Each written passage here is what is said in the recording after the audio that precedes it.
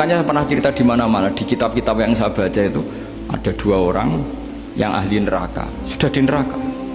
Ini sekaligus ijazah, saya ulang lagi sekaligus ijazah, bisa dipraktekkan nanti itu. Setelah itu 2 orang ini dipanggil ke surga sama Allah. Allah itu tanyanya ya aneh, enak di neraka? Ya udah enak habis di neraka.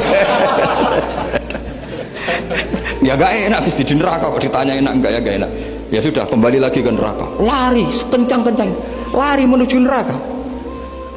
Lari. Sama Allah dipanggil lagi, loh kenapa kamu semangat? Ya Allah, saya ini kapok, saya ini trauma. Dulu ketika engkau perintah, saya ini lelet sekali, disuruh sholat lelet, disuruh zakat lelet.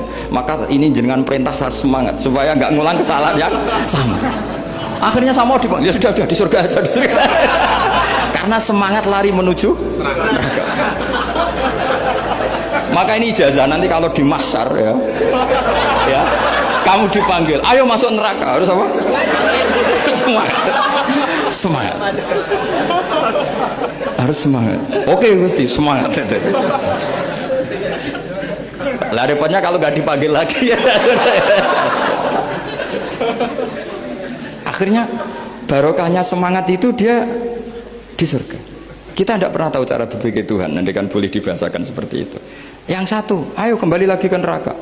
Tolah itu jalan noleh lagi, sampai itu gak semangat noleh lagi. Terus ditanya sama, kenapa kamu tolah gitu? Saya tidak pernah ngira ya Allah, ketika engkau panggil di surga kemudian engkau kembalikan lagi ke neraka. Ya sudah, kamu di surga saja, barokahnya husnudzon.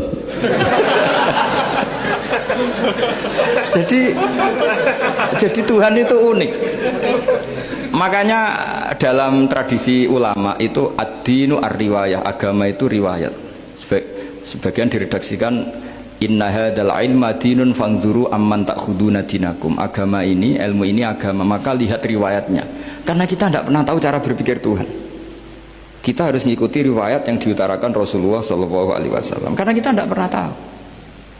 Kayak tadi ada orang diinjek, kita mesti kan terprovokasi ingin bela yang sujud menyalahkan yang injek. Tapi ketika yang sujud mencatut nama Tuhan, Allah tidak akan memaafkan kamu. Itu Tuhan tersinggung karena sifatnya direduksi satu, diambil satu, disembunyikan satu. Loh, ada kan dia begini mungkin malah Allah maklumi. Saya tidak akan maafkan kamu. Enggak apa-apa Allah, kan saya. Kan tidak mencatut namanya Allah. Selama hidup saya tidak akan maafkan kamu. Allah nggak akan tersinggung. Karena dia sebagai manusia tentu punya dendam, punya rasa mangkel, punya emosi. Tapi kalau ketika bilang Allah tidak akan maafkan kamu, berarti dia mencatut statusnya Allah. Dan Allah disifatkan hanya satu dari sifatnya Allah, yaitu hanya sifat menyiksa. Padahal Allah punya sifat memaafkan. Ini hati-hati bagi orang-orang soleh, orang-orang yang terlalu berpikir keras dalam Islam, nggak boleh seperti itu.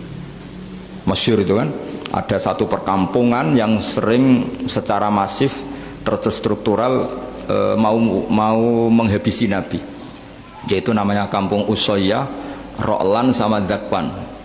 3 kampung ini sering koalisi mau menghabisi Nabi, sampai Nabi sering kunut nazilah, Allahumma an Ro'lan wa Zakwan wa Usoyyat asad Allah wa Rasulah.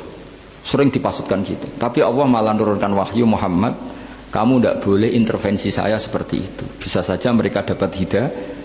Semenjak itu Nabi meninggalkan kunut nazilah. Terus dan sebagian ulama mengatakan itu awal diturunkannya ayat laisalaka minal amri syai'un au yatuba alaihim au yu'adzibahum.